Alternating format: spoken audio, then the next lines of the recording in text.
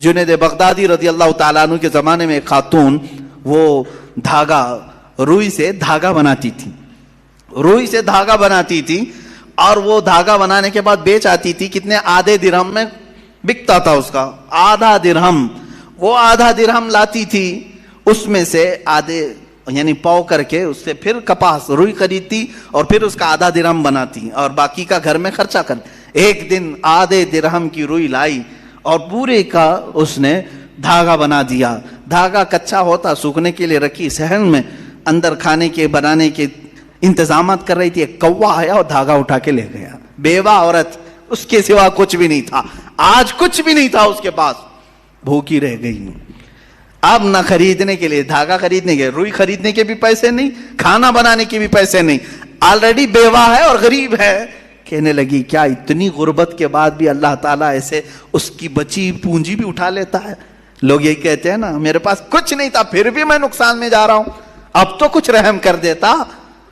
अरे भाई, बड़े सेठ आदमी के 1 लाख रुपए चले गए तो समझ में आएगा, चलो ठीक है बाकी बचे हुए फिर कवर कर लेगा। जिसके पास कुछ नहीं, लास्ट पूंजी बची है, वो भी मौला ने उठवा दिया, तो ये कौन सा रहम है? बंदे तिलमिला जाते हैं। वो खातून घबराई और कहा ये अब कौन से रहमान की सिफत है? क्या वो रहम कर रहा है मेरे साथ?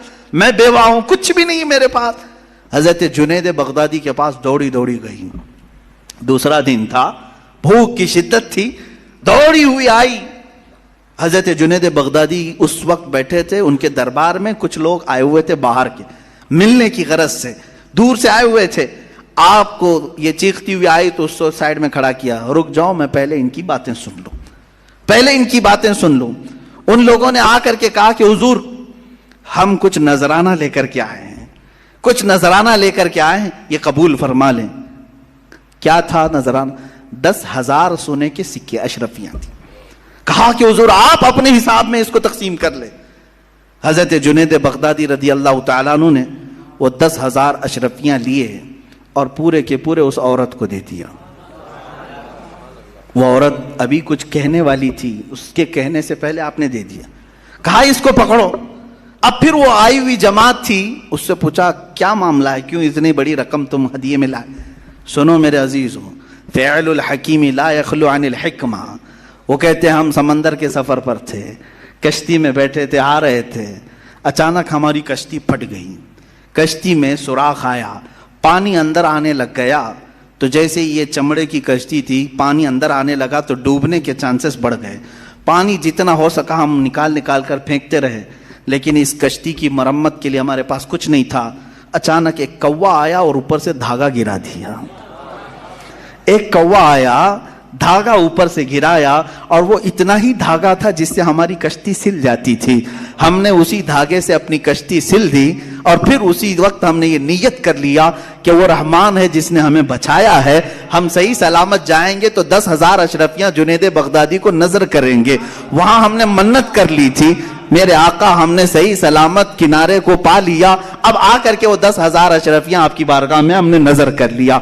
हजरत जुनैद बगदादी जिलों के हालात से बाखबर थे, उस खातून की तरफ देखा और पूछा क्या तुम्हारे रब ने सही रहम किया या नहीं? तुम्हारे आधे दिरहम को कौवे से उठवाकर बदले में 10,000 अशरफियां देता है, उसी का नाम रहमान है। वो रहमान है। बंदा घबराता है, कहता है ऐसे कैसे होगा, मेरे पास कुछ भी नहीं था फिर भी उठा लिया। इंतजार तो करता, शुक्र तो करता, यकीनन वो मौला तुझे उससे बेहतर चीज लौटाता। यहां तक कि हदीसों में किसी का बच्चा भी अगर इंतकाल करता है, मौला ताला फरिश्तों से पूछता है तुमने उसके बच्चे को लाया, क्या कह रहा था मेरा बंदा मेरे बारे में? फरिश्ते कहते हैं मौला वो तेरा शुक्र बजा ला रहा था, कहता था इन्ना लिल्लाहि व इन्ना इलैहि राजिऊन। मौला फरमाता है लिख दो ए फरिश्तों, इससे बेहतर नस्ल उसे अता करूंगा, इससे बेहतर उसे खूबसूरतियां जन्नत में अता करूंगा। वो जब बेहतर करने वाला होता है तब तुम्हें आजमाइश के दौर से गुजारता है। ये रहमान है, ये उसकी सिफत है।